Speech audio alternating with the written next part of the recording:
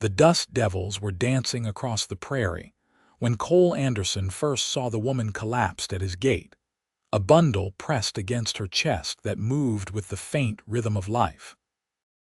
He had been riding back from checking the northern fence line of his ranch outside Verde, Nevada, in late September of 1882, when the sight stopped him cold. His chestnut mare sensed his alarm and quickened her pace without being asked. As he drew closer, he could see the woman's dress was torn and filthy, her dark hair matted with sweat and grime. She was face down in the dirt, one arm curled protectively around what he now realized was an infant wrapped in stained fabric. Cole swung down from his horse before it fully stopped, his boots hitting the ground hard. He was a tall man of 29 years, lean and weathered from a life spent working cattle under the Nevada sun. His hands, calloused and strong, moved gently as he knelt beside the woman and touched her shoulder. "Madam, can you hear me?" A soft moan escaped her cracked lips. The baby in her arms whimpered, a sound so weak it barely carried on the wind. Cole made a quick decision. He scooped the woman into his arms, careful not to jostle the child, and was alarmed at how little she weighed. She was nothing but bones and desperation. He managed to get her onto his horse, holding her in front of him as he guided the mare toward his ranch house. The two-story wooden structure came into view after a short ride, modest but well-maintained, with a barn and several outbuildings scattered around the property. It was the home he had built with his own hands 5 years ago, dreaming of filling it with a family that never came. Most women in town found him too quiet, too serious, too content with solitude. Inside, he laid the woman on his own bed, the cleanest place in the house. The baby started crying in earnest now, a thin wailing that spoke of hunger. The woman's eyes fluttered open, revealing hazel irises clouded with exhaustion. "Please," she whispered, her voice like sandpaper. "My baby, he needs to eat." "What do you need?" Cole asked, feeling helpless. He knew cattle and horses, not infants. "Water. I need water to make milk." Her hand trembled as she tried to lift it to her mouth. Cole rushed to the kitchen and pumped water into his cleanest pitcher, then brought it back with a cup. He helped her sit up enough to drink, supporting her shoulders while she took small, desperate sips. She drank 3 full cups before her hand moved to stop him. "Thank you," she breathed. "I did not think we would make it another day. What happened to you?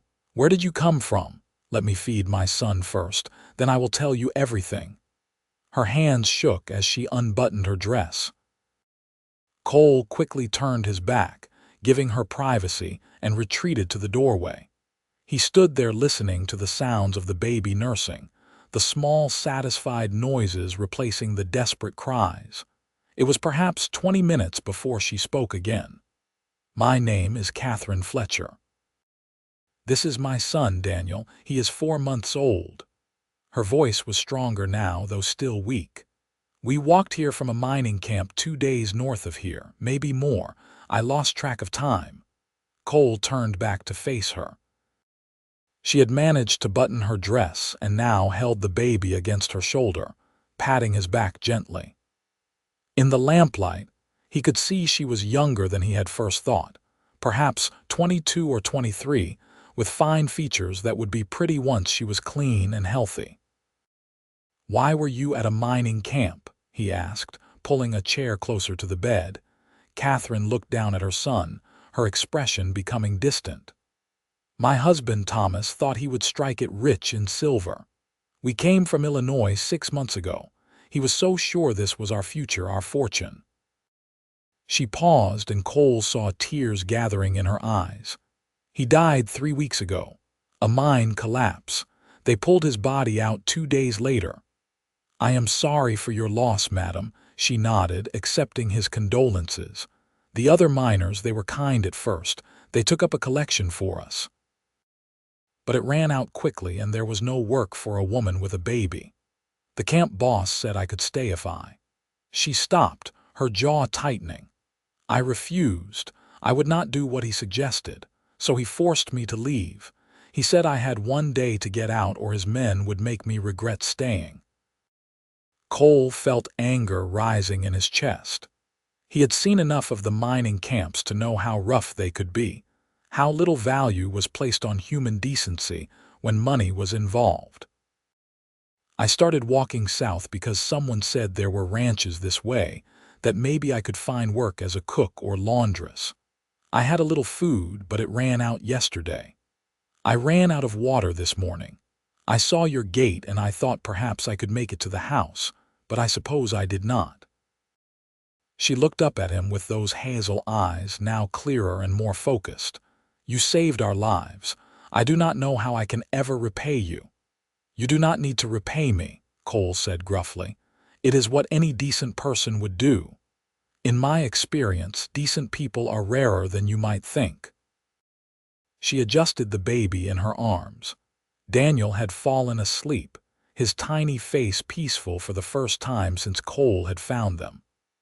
I do not want to impose on your kindness for long. If you could spare some food and water, I can continue to the next ranch or perhaps to town. You are in no condition to go anywhere, Cole said firmly.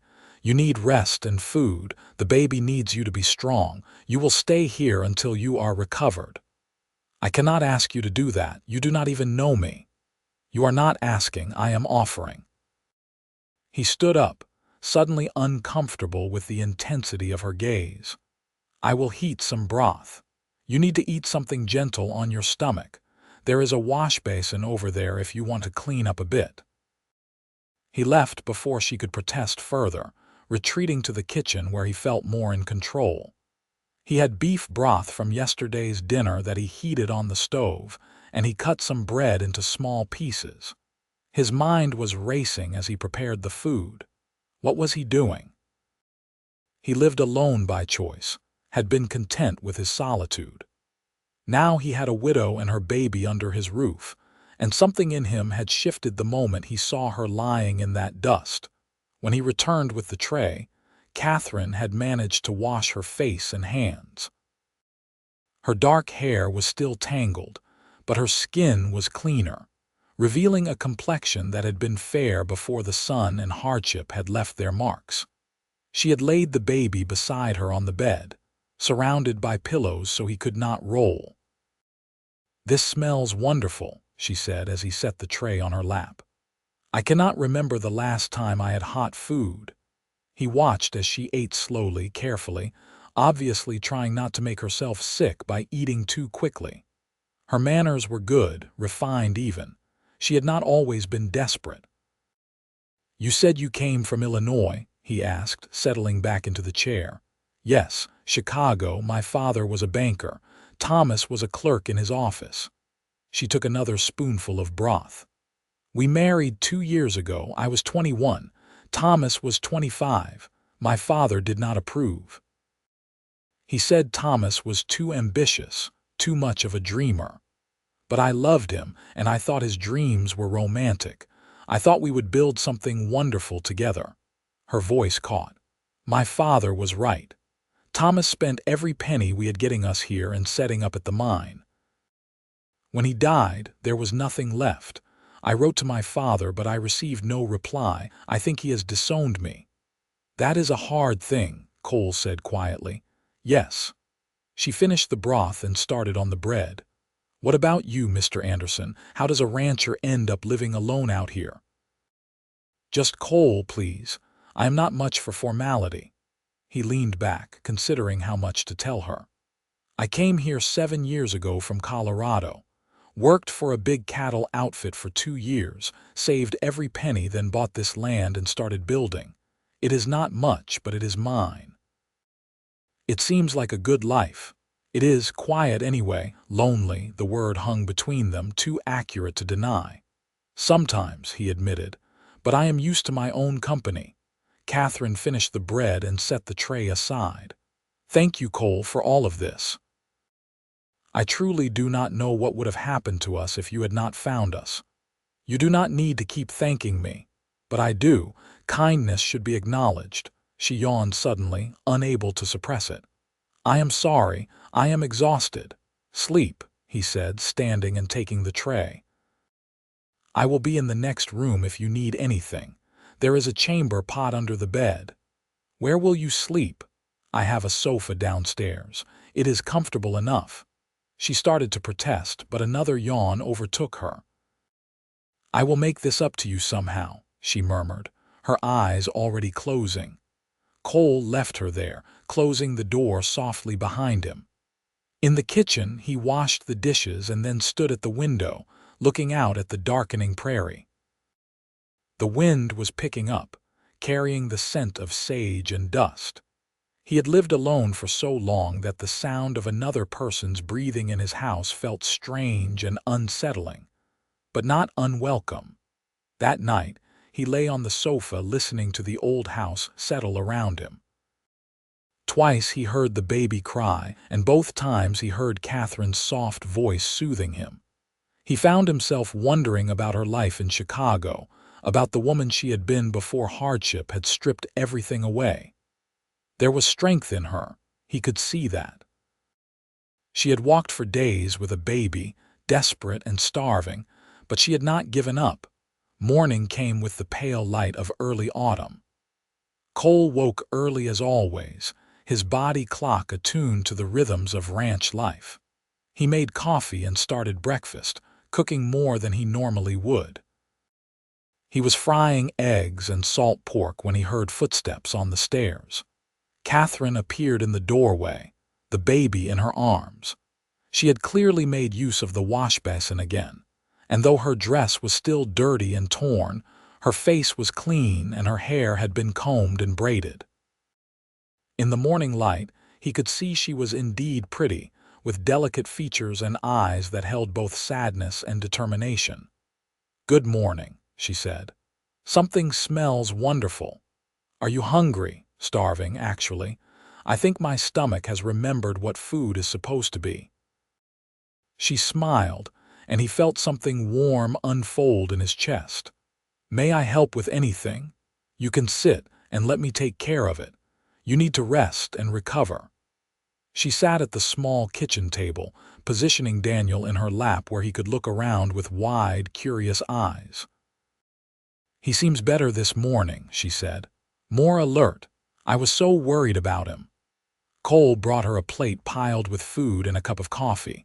She ate with better appetite than the night before, though still carefully. They talked as she ate, easy conversation about simple things. The weather. The ranch.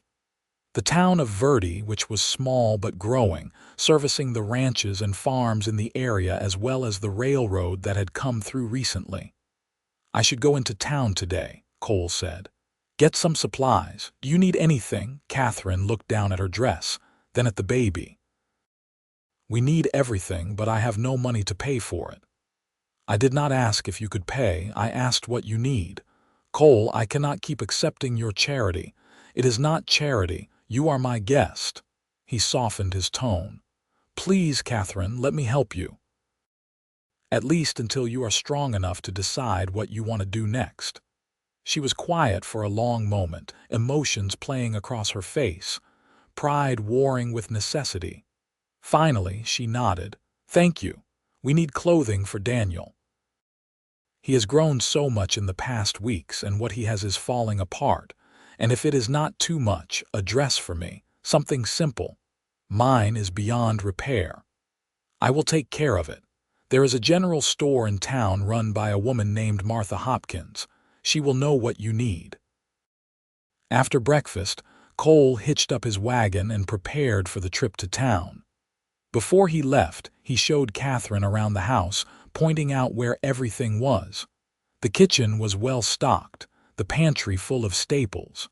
There was a root cellar with vegetables. The pump in the kitchen brought up clean well water. "Make yourself at home," he said. "There is a tub in the washroom if you want a proper bath. I will be back before dark." The ride into Verde took about 90 minutes. The town was indeed small, just one main street with a scattering of buildings. The general store, a saloon, a church, a blacksmith, a hotel, and a few other businesses. Cole tied up his wagon outside the general store and went inside. Martha Hopkins was a stout woman in her 50s with sharp eyes and a kind smile.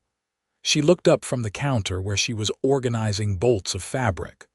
"Cole Anderson, as I live and breathe. You come to town twice in 1 month.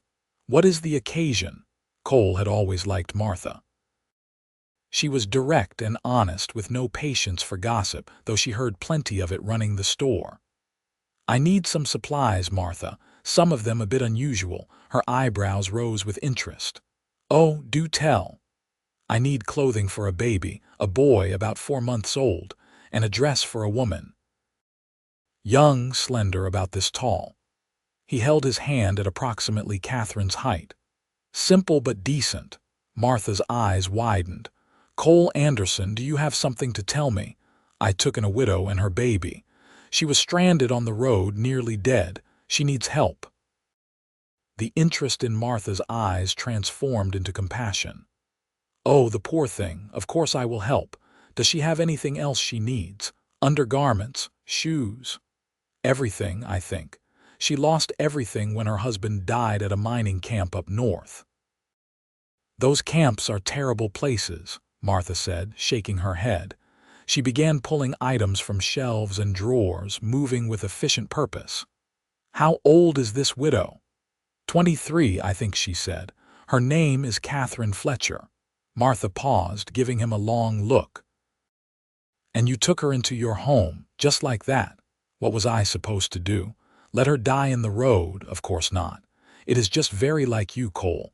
You pretend to be so gruff and solitary, but you have a good heart." She resumed gathering items. "I will put together everything she needs." "How is the baby? Healthy?" "He seems to be doing better. He was weak when I found them, but he ate well and slept through the night."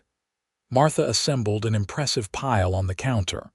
Baby clothes in soft cotton, a simple dress in dark blue calico, a nightgown, undergarments, stockings, a pair of sturdy shoes, a shawl. She added soap, pins, needles, and thread, and a few other sundries. "She will need to nurse that baby for as long as she can," Martha said, wrapping everything carefully. "But just in case, I am adding some bottles and a tin of condensed milk. You can thin it with water if needed. And here, some porridge. The baby might be ready to start eating a bit of solid food mixed with milk." "Thank you, Martha. I appreciate your discretion about this." "My lips are sealed, though I am sure word will get out eventually. It is a small town."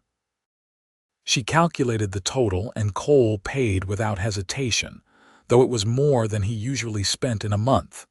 He made a few other stops while in town, picking up additional supplies and checking at the post office for mail. There was nothing for him, as usual. On impulse, he stopped at the restaurant and bought a roasted chicken and some fresh bread still warm from the oven. The ride back to the ranch seemed longer than the ride out. He found himself anxious to return, wondering if Catherine was all right, if she had everything she needed. It was a strange feeling, this worry for someone else. He had been self-sufficient for so long that caring about another person felt almost foreign. When he pulled up to the house, he could see that Catherine had been busy.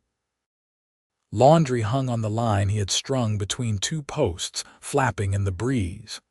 His shirts, some dish towels, and what looked like baby clothes washed and drying. The windows were open, airing out the house. He found her in the kitchen, washing dishes. She had wrapped one of his old shirts around her dress like an apron, and her sleeves were rolled up. The baby lay in a basket nearby, one of the ones Cole used for collecting eggs, lined with soft fabric. "You have been working," he said. She turned, her face flushed. "I could not just sit idle while you were gone. I hope you do not mind that I did some cleaning and laundry. The house was not dirty, but I wanted to help somehow. You should be resting." "I have rested enough. I feel much stronger after a good night's sleep and proper food." She dried her hands on a towel. "I fed and changed Daniel, and he has been very content.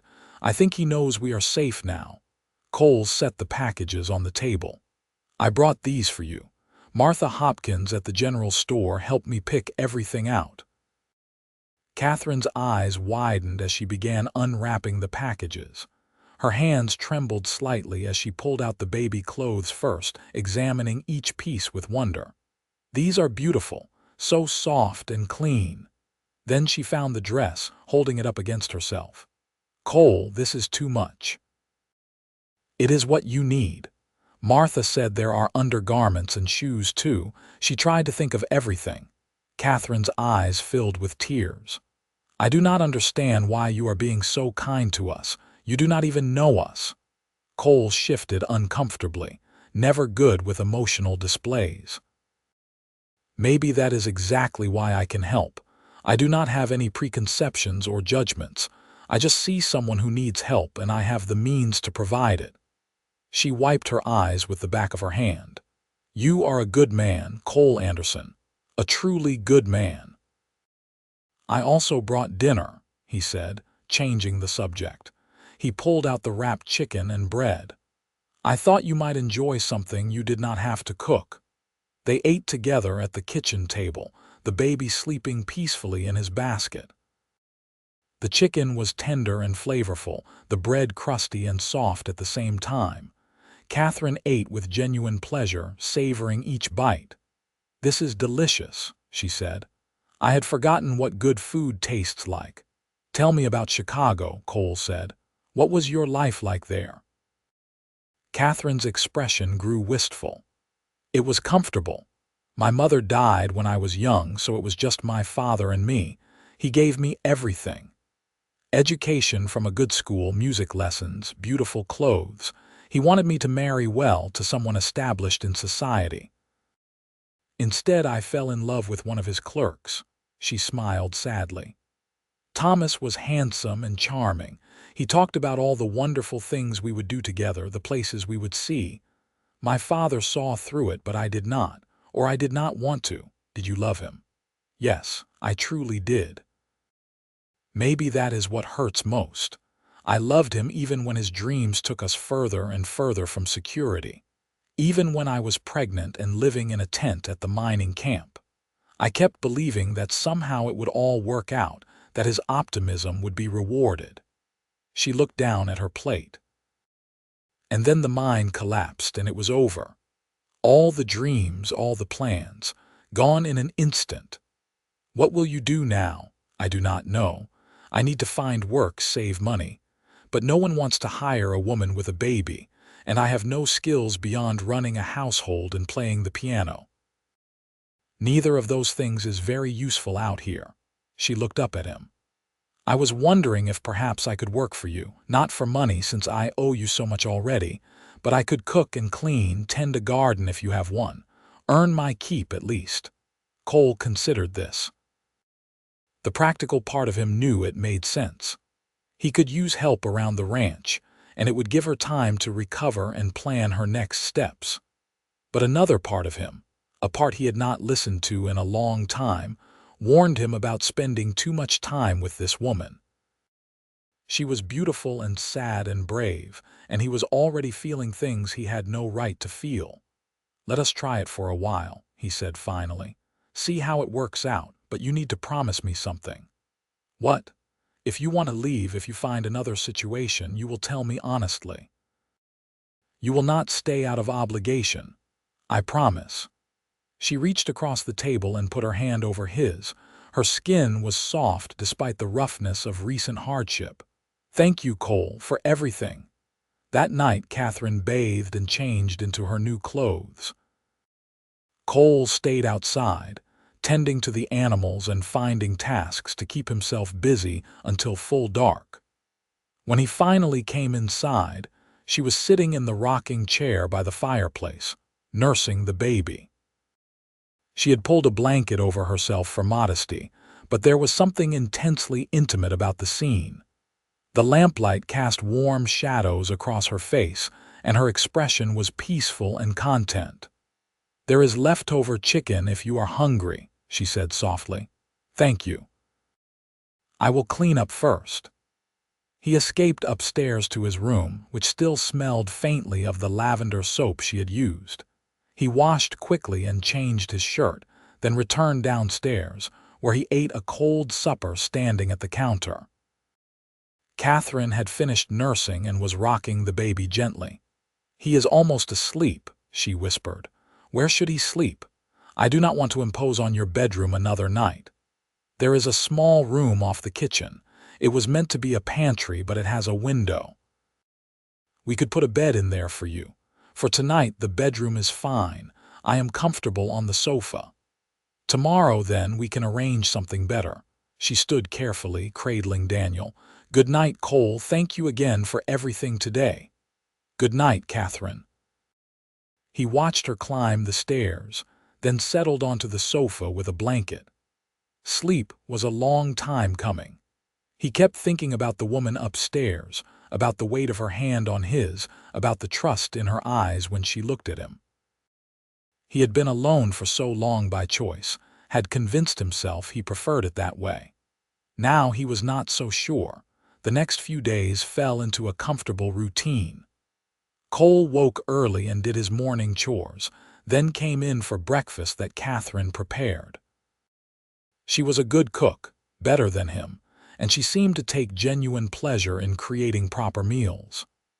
After breakfast, he worked around the ranch while she cleaned the house, did laundry, and cared for Daniel. They had lunch together, then more work in the afternoon and dinner together in the evening. On the third day, Cole cleared out the small room off the kitchen and brought in a narrow bed frame from the barn. He stuffed a mattress with fresh straw and covered it with clean linens. It was not much, but it gave Catherine and the baby their own space, and it let him have his bedroom back. "It is perfect," Catherine said when she saw it. "Much better than some places I have lived recently." "It is small," Cole said apologetically. "It is private and safe." "That is all that matters." She arranged the few things she owned on a small shelf Cole had installed. The room looked less bare with her presence in it. As the days passed, Cole found himself looking forward to mealtimes more than he should. Catherine was intelligent and well-spoken, and their conversations ranged over many subjects. She told him about books she had read, plays she had seen in Chicago, music she loved. He told her about the land, about cattle and horses, about the harsh beauty of the Nevada desert, and the satisfaction of building something with your own hands. One evening, about a week after she arrived, Catherine said something that had been on her mind. "I need to tell you something, Cole. A story about what really happened at the mining camp. I did not tell you everything before." Cole set down his coffee cup, giving her his full attention. They were sitting at the kitchen table after dinner, the baby asleep in the next room. "Go on." Catherine took a deep breath. "When Thomas died, I was devastated. But I also felt angry. He had brought us there, spent everything we had, and then left me alone with a baby in a place where women were scarce and seen as property. The camp boss, his name was Garrett, he came to me 3 days after the funeral. He said I could stay if I became his woman. When I refused, he gave me a week to leave. You told me that part." "Yes, but what I did not tell you was that I went through Thomas's things before I left. He had a trunk where he kept his papers and personal items. I found something there that changed everything I thought I knew about him." She paused, her hands gripping her coffee cup tightly. "Thomas had another wife. Back in Illinois, he never divorced her. Our marriage was not legal. I am not really a widow, I am nothing. Daniel is illegitimate." Cole sat back, processing this information. "Did you know?" "No, I swear to you I had no idea. I thought we were properly married. We had a ceremony, a certificate. But it was all lies. He lied to me about everything." Tears streamed down her face now. "I found letters from her, from his real wife.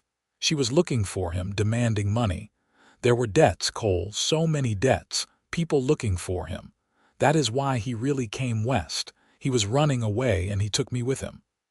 I am sorry, Catherine. That is a terrible betrayal. There is more. She wiped her eyes.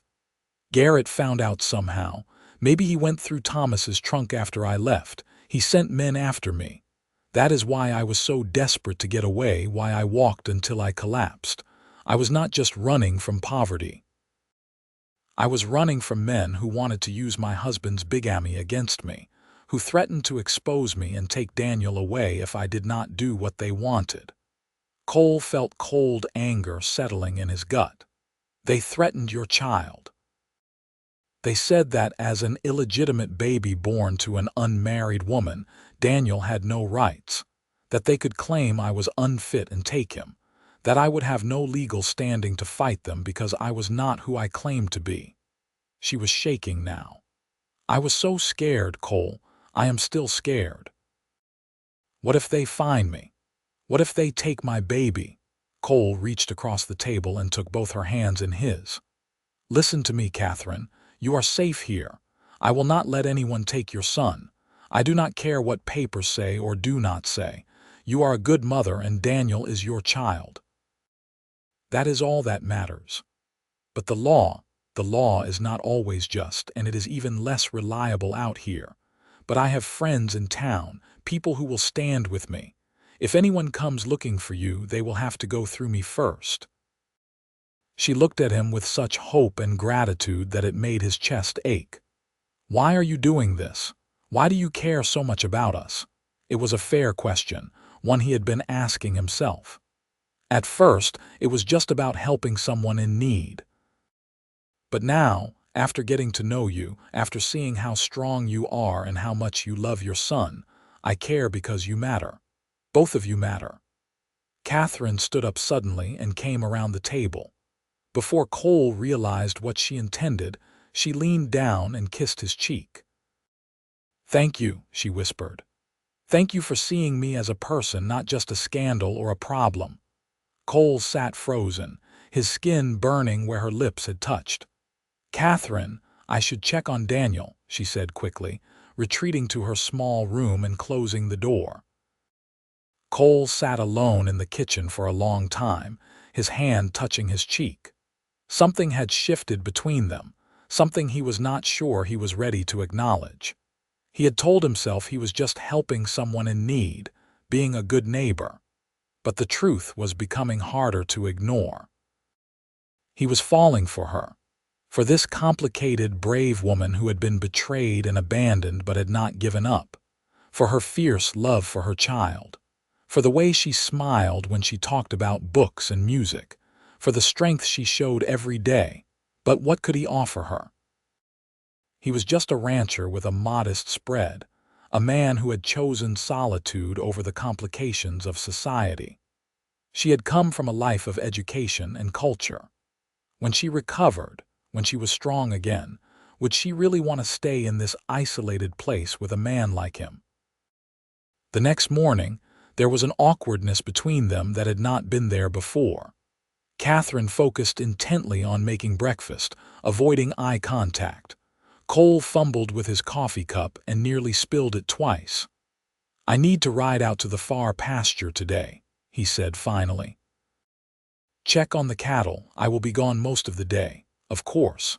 I will have dinner ready when you return. Catherine, about last night, please, she interrupted. I overstepped. I should not have done that. You have been nothing but kind, and I repaid you by making things uncomfortable. You did not make things uncomfortable. I just want to make sure you do not feel obligated to me in any way. You owe me nothing. She finally looked at him, her hazel eyes serious. I know that. The kiss was not from obligation. It was from genuine gratitude and affection. But I understand if it was unwelcome. I am sorry if I misread the situation. You did not misread anything, Cole said quietly. That is what worries me.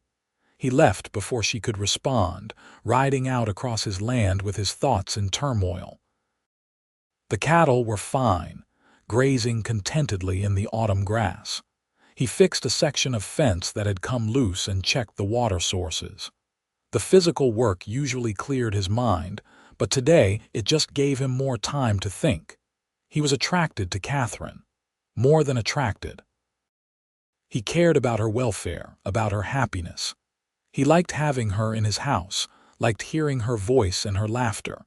He liked the way she had brought life to his lonely home, but she was vulnerable right now, dependent on him for shelter and safety.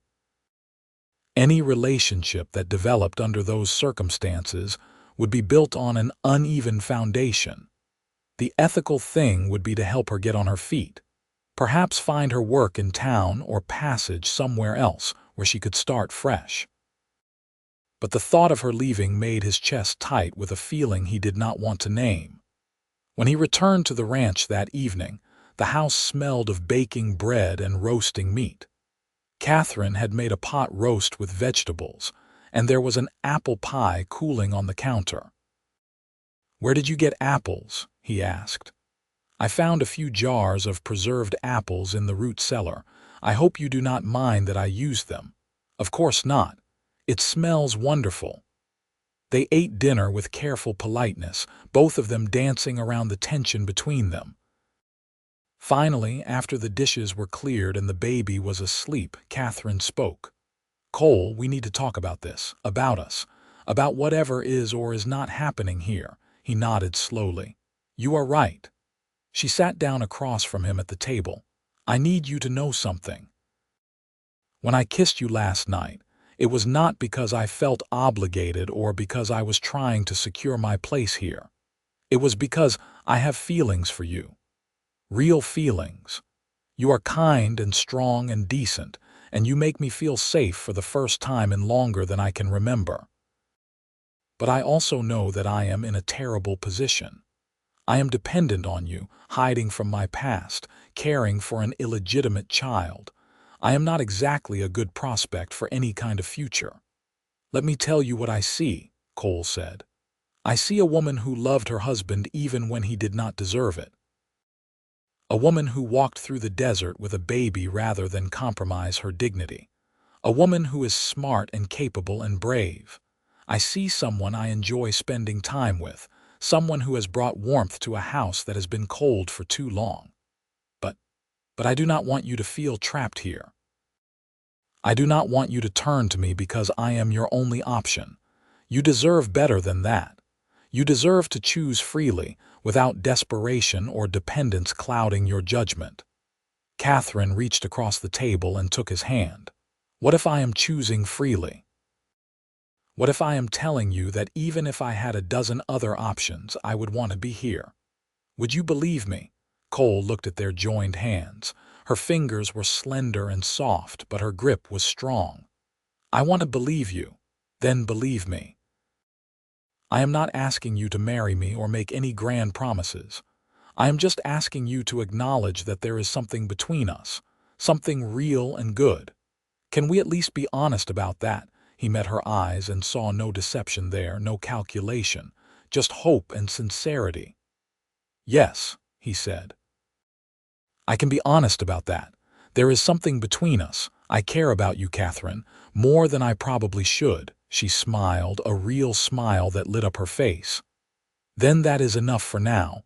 We do not need to figure everything out tonight. We just need to be honest with each other." "Agreed." That night, Cole lay on the sofa feeling more settled than he had in days. They had acknowledged the attraction between them without rushing into anything. It felt right, honest. Whatever happened next, it would be built on truth rather than desperation. The weeks that followed brought a deepening of their connection. They talked for hours in the evenings after Daniel was asleep. Catherine told him about her childhood, about her mother who died of influenza when she was 10, about her father who had been loving but distant. Cole told her about his own past, about growing up in Colorado on a failing farm, about leaving home at 17 to find his own way, about the hard years of working for other men before he finally had enough to buy his own land. They also worked together more. Catherine helped him in the garden, harvesting the last vegetables before the frost came. She learned to milk the cow he kept for fresh milk and butter. She mended his clothes and made new curtains for the windows. Cole taught her to ride, setting her on his gentlest mare and walking beside her until she gained confidence. One afternoon in late October, Cole was working in the barn when he heard a wagon approaching. He stepped outside to see a fancy rig pulled by matched bays coming up the drive. A well-dressed man sat in the driver's seat, and Cole's instincts immediately went on alert. The man pulled to a stop and climbed down. He was middle-aged, with graying hair and expensive clothes that looked out of place on a ranch. His eyes swept over the property with a calculating gaze. "Can I help you?" Cole asked, keeping his voice neutral. "Are you Cole Anderson?" "I am. My name is Richard Fletcher. I believe you have my daughter-in-law staying here."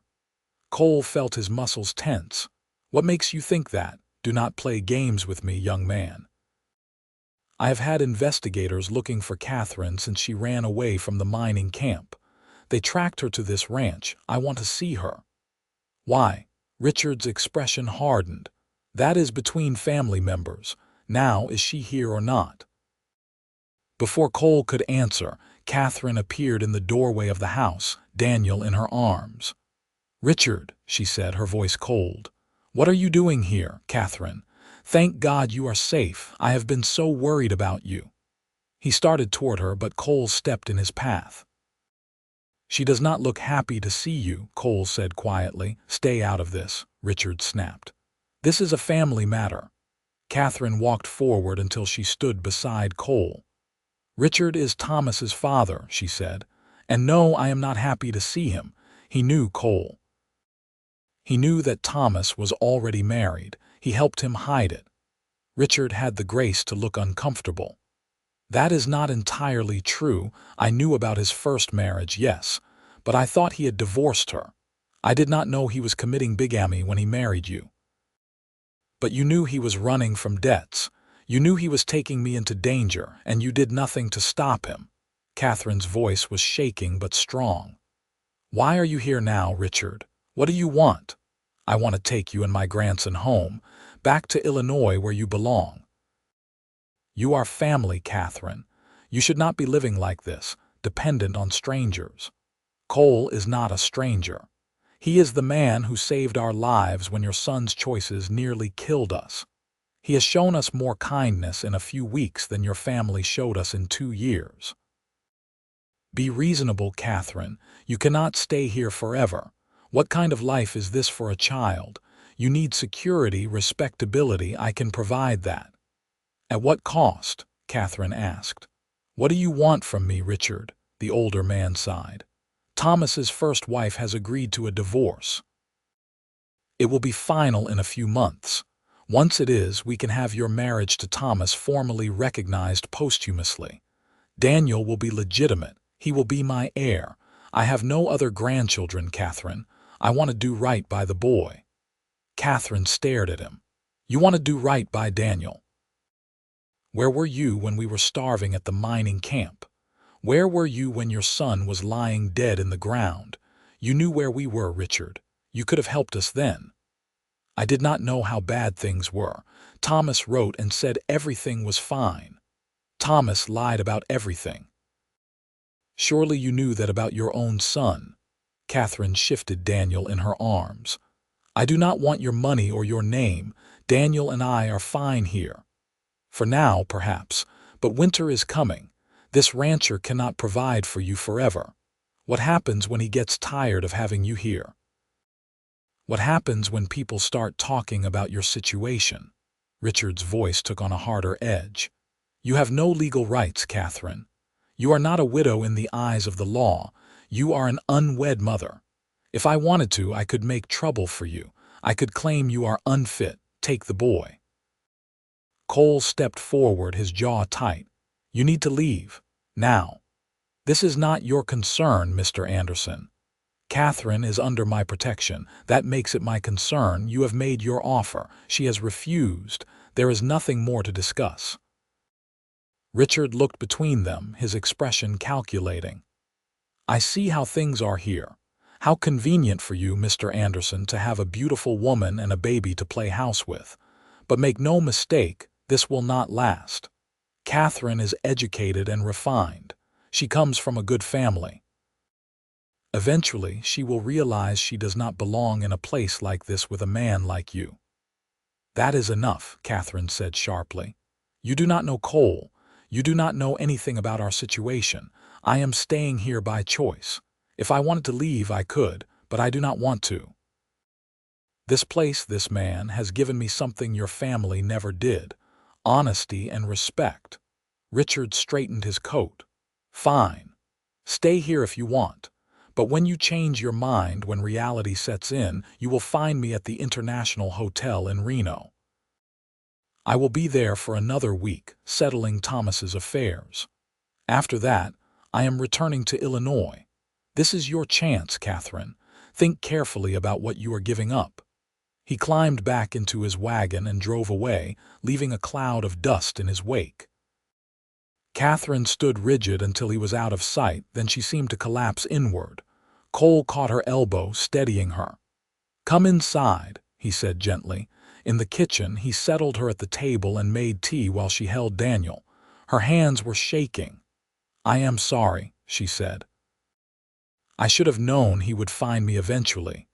"You have nothing to apologize for. He is the one who came here making threats." "Do you think he meant them? Could he really take Daniel from me?" Cole sat down across from her. "I do not know the law well enough to say. But I meant what I told you before. I will not let anyone take your son." He was right about one thing, though. People will talk. A single woman living with an unmarried man. It is scandalous. Let them talk. "Cole, I do not want to damage your reputation. You have lived here for years, built a good name in the community. I do not want to be the reason people think less of you. I do not care what people think, but I do." She looked up at him with troubled eyes. "Maybe I should go with Richard, accept his offer. At least Daniel would be secure." "Is that what you want?" "No. But maybe it is what I should do, what is best for Daniel." Cole reached across the table and took her hand. "Listen to me. Richard Fletcher does not care about you or Daniel. He cares about appearances and his legacy. He wants an heir, a grandson to show off. But he was willing to let you and the baby starve when it was inconvenient for him to help. That tells you everything you need to know about his character. But what future do I have here? What future does Daniel have? I am not really a widow. I have no legal claim to anything. You heard what Richard said. I am just an unwed mother. Then marry me." The words hung in the air between them, surprising them both. Catherine stared at him, her mouth open. "What did you say? Marry me?" Cole repeated, more firmly this time. "Not because you have no other choice. Not because of what people might think. Marry me because I care about you and Daniel, because I want you here, because I think we could build a good life together. Cole, you do not have to do this. You do not have to rescue me.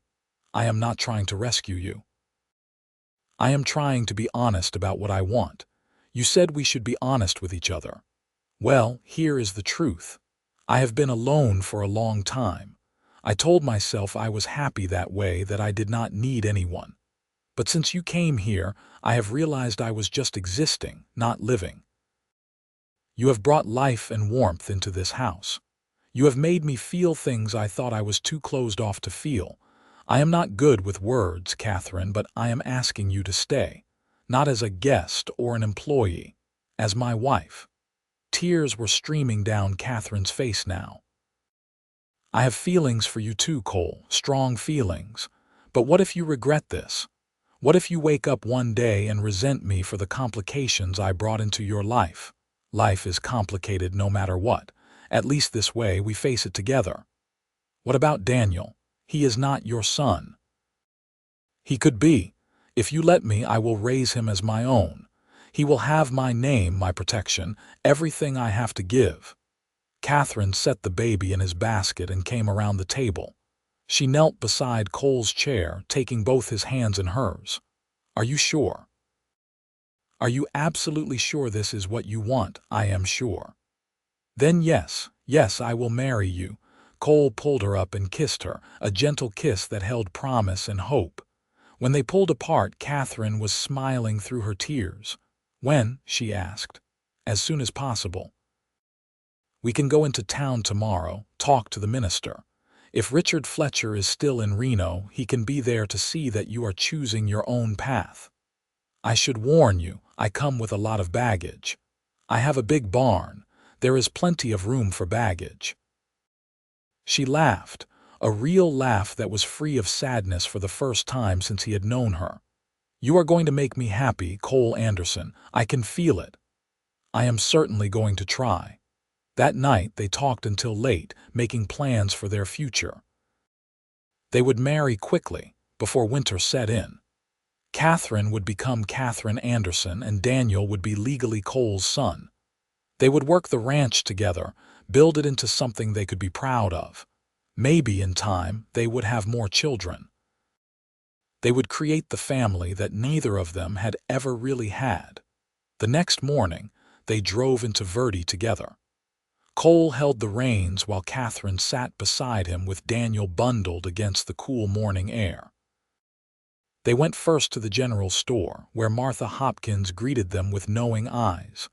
Cole Anderson, I heard there was a fancy gentleman asking about you yesterday at the hotel.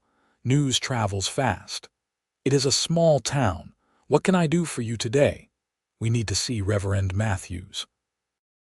Is he at the church? Should be.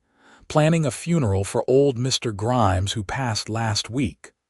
Martha looked between them, her expression curious. Is there something you want to tell me? We are getting married, Catherine said, a note of defiance in her voice. As soon as possible. Martha's face broke into a wide smile. Well, it is about time.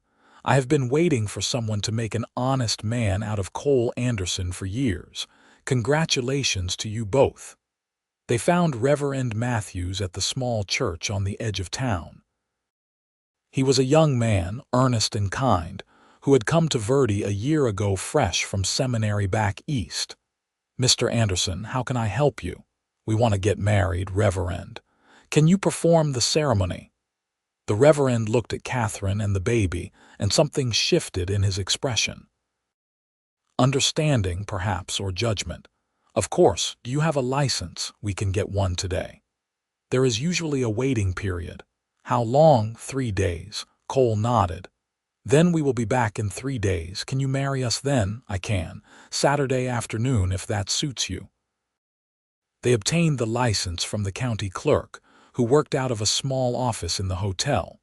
He was an older man with tired eyes who asked no questions beyond what was required. By noon, everything was arranged. You want to tell Richard? Cole asked as they prepared to leave town. Catherine shook her head. No, let him find out after. I do not want him trying to interfere or cause trouble. They stopped at the restaurant for lunch, sitting at a small table by the window. Other diners glanced at them with curiosity, but no one approached. Catherine seemed unbothered by the attention. Are you having second thoughts? Cole asked. No, are you? Not even a little bit. Good. She reached across the table and squeezed his hand. 3 days seems like a long time. It will go quickly. We have a lot to prepare. The next 3 days were indeed busy. Cole rode into town again and bought a simple gold ring from Martha, who seemed delighted to be part of the secret. Catherine sewed a new dress for herself in a pale green fabric that brought out her eyes. She cleaned the house from top to bottom and baked bread and pies to have ready for after the ceremony. Cole found himself oddly nervous as Saturday approached. He had never thought much about marriage before, had convinced himself it was not for him. Now, facing the reality of it, he felt both excited and terrified. What if he was not a good husband? What if he could not make Catherine happy? What if she realized she had made a mistake? On Saturday morning, they dressed in their best clothes. Cole wore the suit he had bought years ago for church services he rarely attended. Catherine wore her new green dress with her hair pinned up, looking beautiful and refined. Daniel wore one of the outfits Martha had provided, looking like a miniature gentleman. The ceremony was simple and brief. Reverend Matthews performed the service in the church with only Martha Hopkins and her husband George as witnesses. Cole spoke his vows in a steady voice, promising to love and cherish Catherine, to provide for her and protect her. Catherine's voice shook slightly as she made her own promises, but her eyes were clear and sure. When the Reverend pronounced them man and wife, Cole kissed his new bride with a tenderness that surprised them both. Martha dabbed at her eyes with a handkerchief, and even George seemed moved. "Congratulations," Reverend Matthews said, shaking Cole's hand. "May God bless your union." They signed the register, making it official, Catherine Anderson. The name looked right, felt right. Cole paid the Reverend his fee, and they walked out of the church into the bright autumn afternoon as husband and wife. Martha had invited them to dinner at her house, a small celebration with just the four of them and Daniel. It was a warm, friendly meal with good food and easy conversation. Martha told stories about the early days of Verdi, and George talked about his work as a carpenter. It was simple and perfect, exactly what they needed. As the sun began to set, Cole and Catherine drove back to the ranch. The baby had fallen asleep, lulled by the motion of the wagon. Catherine leaned against Cole's shoulder and he put his arm around her. "Are you happy?" he asked. "Very happy. More than I have been in a long time." She looked up at him. "Thank you for giving me this chance, Cole, for believing in me." "I should be thanking you. You have given me more than I ever thought I would have." At the ranch, Cole carried the sleeping baby inside while Catherine lit the lamps. The house felt different now, warmer somehow. This was their home, not just his. They were a family. That night, they put Daniel to bed in the small room off the kitchen. Then, with a mixture of nervousness and anticipation, they went upstairs to the bedroom they would now share. Catherine stood by the window, looking out at the moonlit prairie.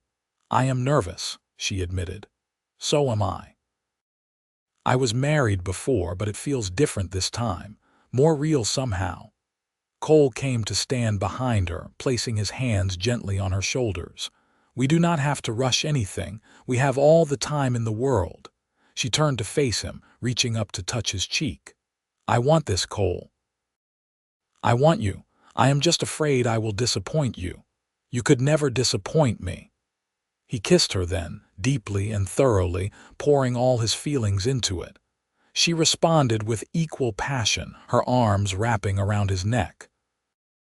They moved to the bed, learning each other slowly and carefully, building the physical connection that would complement the emotional one they had already formed. Later, lying in each other's arms, Catherine whispered, "I love you, Cole Anderson." "I love you too, Catherine."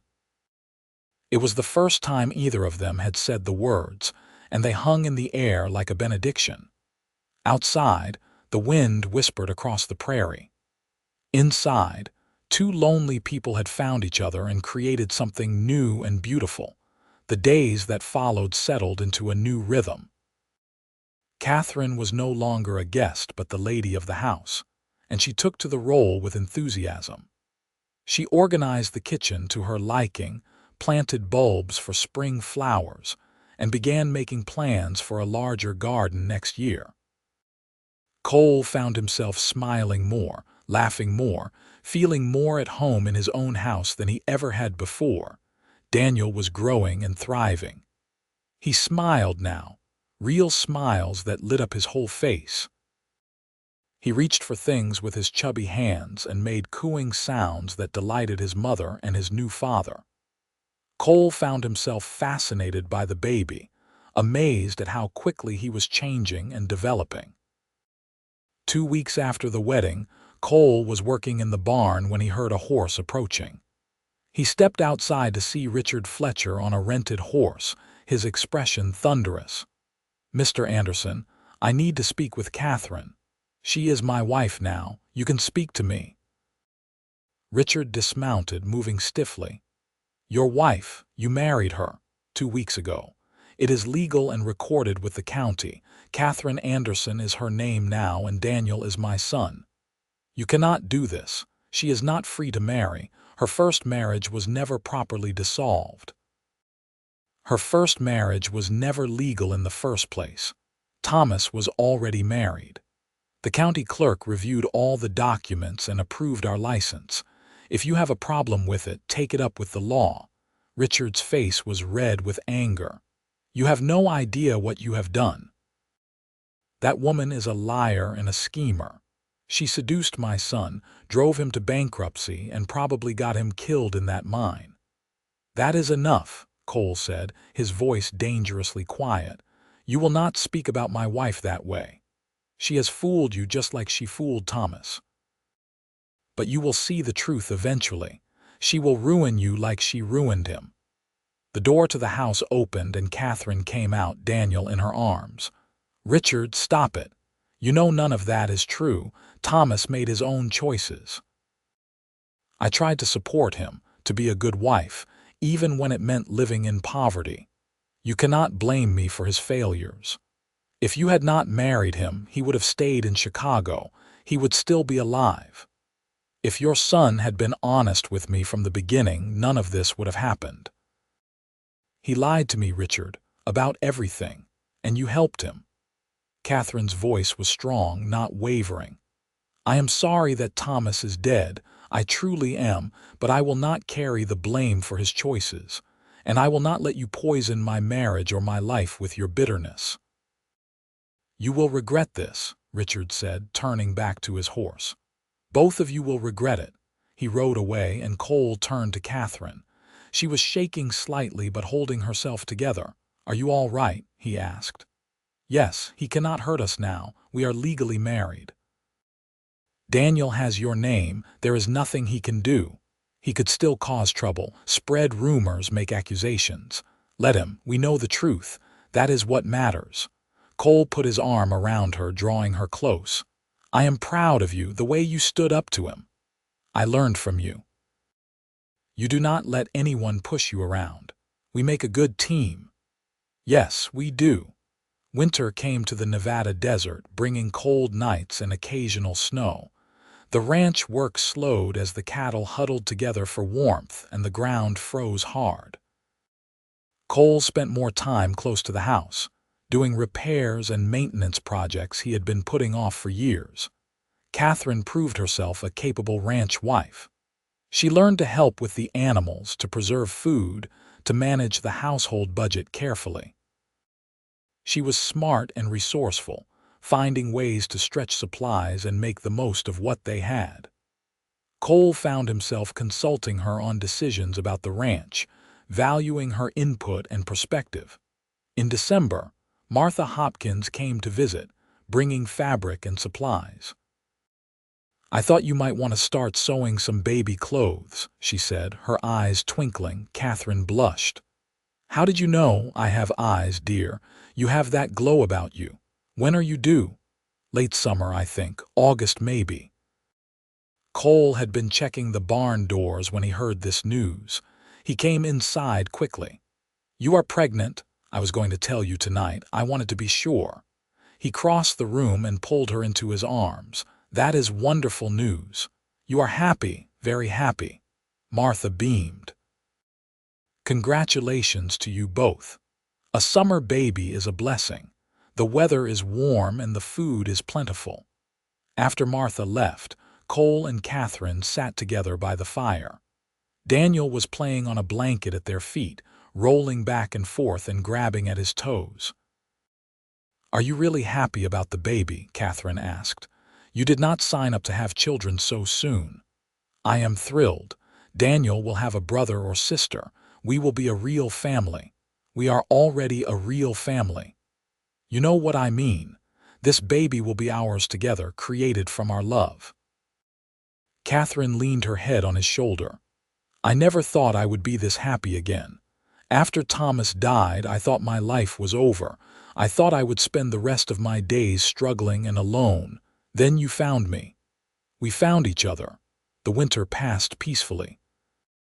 They celebrated Christmas with a small tree cut from the nearby hills and simple gifts exchanged. Cole gave Catherine a beautiful shawl he had ordered from a catalog, and she gave him a shirt she had sewn from fabric Martha had helped her pick out. They gave Daniel toys carved from wood, though he was more interested in the paper wrappings. In January, a letter arrived from Illinois.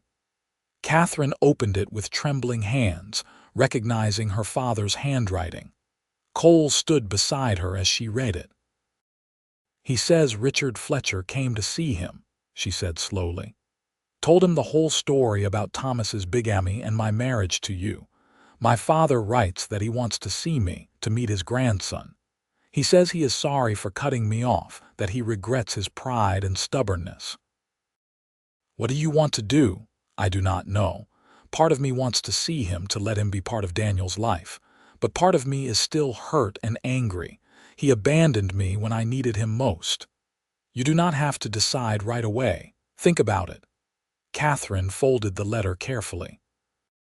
"Would you come with me if I decided to visit him?" "Of course. We are in this together, remember." In the end, Catherine wrote back to her father, a carefully worded letter that acknowledged his apology but did not commit to anything. She told him about her marriage, about Daniel, about the baby on the way. She said that perhaps in the future they could visit, but for now she was happy where she was. Spring came with a burst of wildflowers and new grass. The cattle spread out across the prairie, and Cole spent long days checking on them and planning for the summer. Catherine's pregnancy was progressing well. She had morning sickness for a few weeks, but then felt better than she had in months. Her belly grew round and firm, and she moved with the careful grace of a woman carrying precious cargo. Daniel took his first steps in April, toddling from the sofa to Cole's waiting arms. The pride and joy Cole felt in that moment was almost overwhelming. This was his son now in every way that mattered. The legal paperwork had gone through in March, making Daniel officially Daniel Anderson. The boy would never remember Thomas Fletcher. Cole would be the only father he knew. In May, Catherine's father wrote again, this time with a substantial check. "For my grandson," the letter said, "and for the new baby, I cannot undo the past, but I hope this helps secure their future." Cole and Catherine discussed what to do with the money. In the end, they decided to put it in a bank account for the children's education. They also used some of it to buy more cattle and to build a proper addition onto the house, with 2 bedrooms upstairs for the children. As summer approached, Catherine grew more uncomfortable. The heat made her tired and swollen, and she had to rest more often. Cole hired a young woman from town to come help with the housework and with Daniel. Sarah Jenkins was 17, the daughter of a farmer, cheerful and capable. She came 3 days a week and was a tremendous help. In early August, on a hot evening when the sun was setting in a blaze of orange and red, Catherine's labor began. Cole sent Sarah racing to town to fetch the doctor while he stayed with his wife, holding her hand and trying not to panic. Dr. Morrison arrived 2 hours later, a gruff older man who had delivered half the babies in Verdi. He shooed Cole out of the bedroom and took over with calm efficiency. Sarah took care of Daniel, keeping him entertained downstairs while Cole paced in the hallway. It was just after midnight when he heard the first cry of his newborn child. Dr. Morrison opened the door, smiling. "You have a son, Cole, a healthy boy, and your wife did beautifully." Cole entered the bedroom to find Catherine exhausted but radiant, holding a tiny red-faced baby wrapped in a blanket. She looked up at him with tears streaming down her face. "We have a son," she said. Cole sat on the edge of the bed, looking down at the baby. He was perfect, with a shock of dark hair and tiny fingers that gripped Cole's finger with surprising strength. "What should we name him?" Catherine asked. They had discussed names but never settled on one. Now, looking at his son, Cole knew. How about James? James Cole Anderson. James, Catherine repeated. I love it. Hello, James. Welcome to the world. The next few weeks were a blur of sleepless nights and endless diaper changes. Daniel was curious about his new brother, wanting to touch him and hold him constantly. Catherine was tired but happy, nursing the baby and slowly recovering her strength. Cole found himself marveling at how much his life had changed in less than a year. He had gone from a lonely rancher living in isolation to a husband and father of two. His house was full of noise and life. His days were busy and purposeful. His heart was full in a way he had never imagined possible. One evening in late September, almost exactly a year after he had found Catherine collapsed at his gate, they sat together on the porch watching the sunset. Daniel was playing with wooden blocks on the porch floor. Baby James was asleep in Catherine's arms. Cole had his arm around his wife, holding her close. Thank you, Catherine said softly. For what? For saving me, for loving me, for giving me this life. You saved me too, you know. I just did not realize I needed saving until you came along. Do you ever regret it? Taking us in? Not for a single second. This is the life I was meant to have. I just did not know it until you showed me. Catherine turned to kiss him, a gentle kiss that tasted of love and contentment. When they pulled apart, she smiled. I got a letter from my father today. He wants to visit in the spring. He says he wants to meet you and the boys properly. How do you feel about that? I think I am ready to forgive him. Life is too short to hold on to anger. And I want my sons to know their grandfather. She paused. I also got a letter from Richard Fletcher. He apologized. Can you believe that? He said he was wrong to blame me for Thomas's choices, that grief had made him cruel. He asked if he could visit sometime to meet Daniel and see how we are doing. What did you tell him? I have not replied yet, but I think I will tell him he can visit. He is Daniel's grandfather after all, and holding grudges helps no one. Cole pulled her closer. You are a better person than I am. I am not sure I could be that forgiving. You forgave me for bringing complications into your life. You did not bring complications. You brought love. They sat in comfortable silence as the sun disappeared below the horizon and the stars began to emerge. The prairie stretched out before them, vast and beautiful in the gathering darkness. Somewhere in the distance, a coyote howled. Closer, the cattle were settling for the night. In the house behind them, their home, their life together waited. Cole thought about the man he had been a year ago. Lonely, isolated, convinced that solitude was enough. He had been content in his isolation, or so he had told himself. But contentment was not the same as happiness.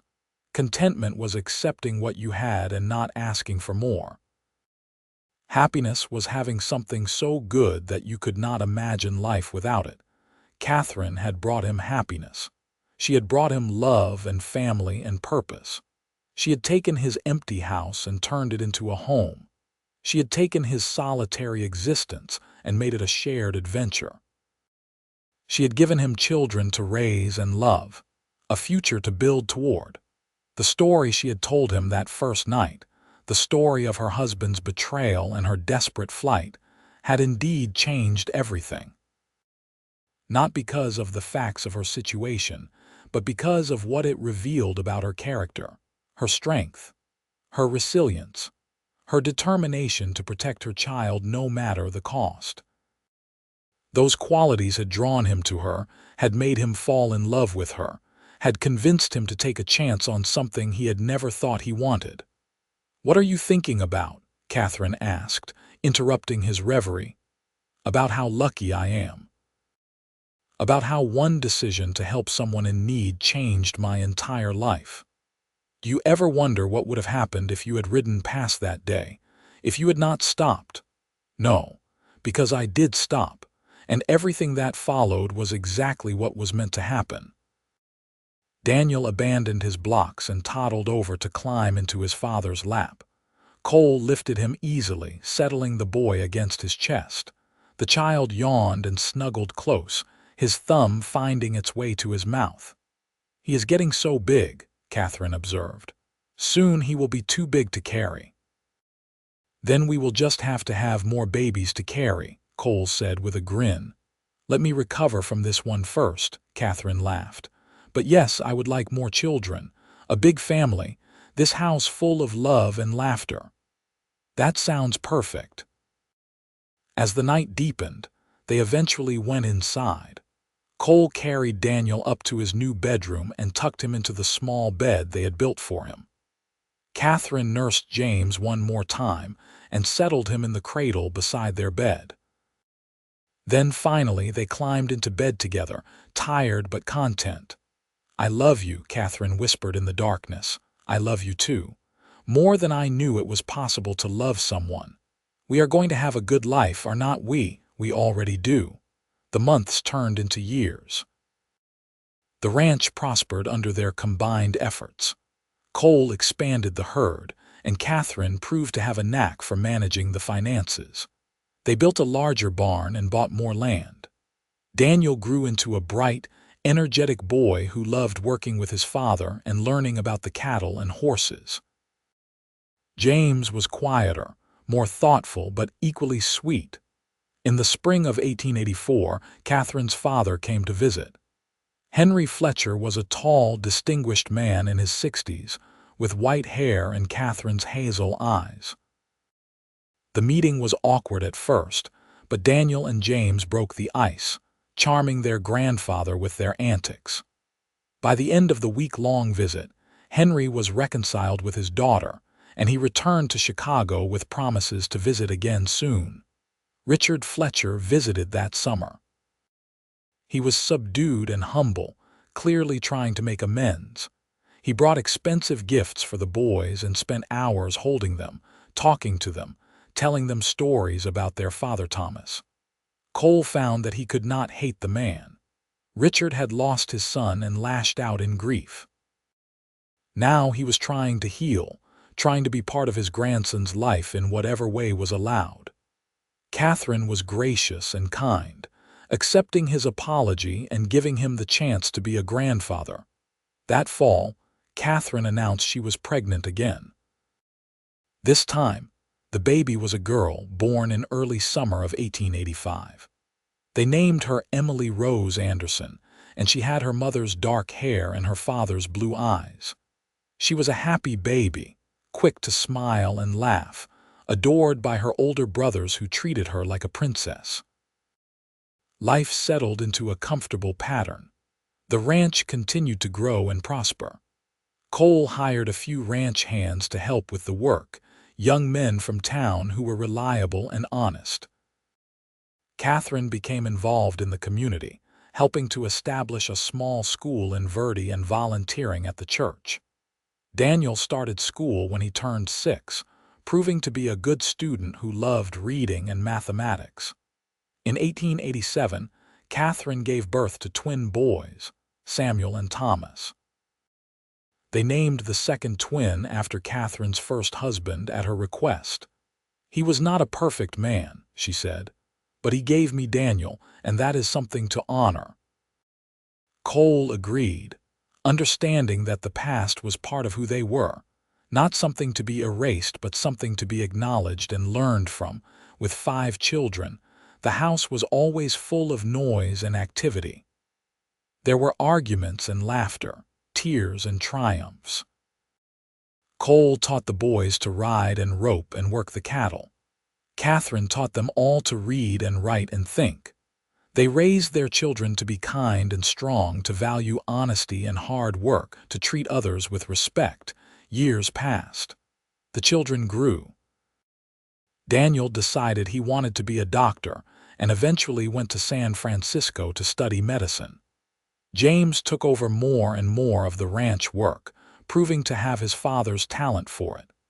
Emily became a teacher at the school in Verdi. The twins were still finding their way, but they were good boys, thoughtful and responsible. Through it all, Cole and Catherine's love deepened and matured. They still sat on the porch together in the evenings when the work was done, still held hands and talked about their day. They still made each other laugh. They still found joy in the simple fact of being together. One evening in the fall of 1895, Cole and Catherine sat on that same porch where they had shared so many conversations over the years. The children were all grown now, building their own lives. Daniel was practicing medicine in San Francisco. James was married with a baby on the way, living in the house they had built for him on the far side of the ranch property. Emily was engaged to the new schoolteacher in town. The twins were 20 and full of plans for their future. "We did it," Catherine said, leaning against Cole's shoulder. "We built a good life. We raised good children. We created something beautiful out of that terrible moment when you found me in the dust." "You did most of the work," Cole said. "I just provided the land." "You provided so much more than that. You provided love and stability and faith. You gave me a reason to keep going when I thought I had nothing left. You saved my life in more ways than you will ever know." Cole thought back to that day 13 years ago when he had first seen her collapsed at his gate. He remembered the decision to stop, to help, to care. It had seemed like such a simple choice at the time, the obviously right thing to do. He had not known that it would change everything. That it would lead to this life, this family, this love that had sustained him through the years. "I am glad I stopped that day," he said quietly. "So am I. Every single day I am grateful that you stopped." They sat in comfortable silence as the sun set over the prairie, painting the sky in shades of orange and pink and purple. The land stretched out before them, familiar and beloved. This was home. This was where they belonged. Inside the house, they could hear the clock ticking steadily, marking the passage of time. But time had been kind to them. It had given them years together, children to raise, memories to treasure. It had given them a love story that had started with desperation and grown into something strong and enduring. As the stars began to emerge in the darkening sky, Cole turned to his wife and kissed her, a kiss that held all the love and gratitude and contentment of their years together. When they pulled apart, Catherine was smiling. "What are you thinking?" Cole asked. "That I want to grow old with you. That I want to sit on this porch with you for the next 30 years, watching our grandchildren play in the yard. That I want every remaining day of my life to be spent with you." "That sounds perfect to me." And it was. They did grow old together, sitting on that porch and watching their grandchildren grow. They celebrated anniversaries and birthdays, weathered hardships and losses, held each other through good times and bad. The love that had begun in desperation and bloomed in kindness lasted until the very end, a testament to the power of compassion and the courage to take a chance on love. Cole Anderson had been a lonely rancher living in isolation, content with his solitude.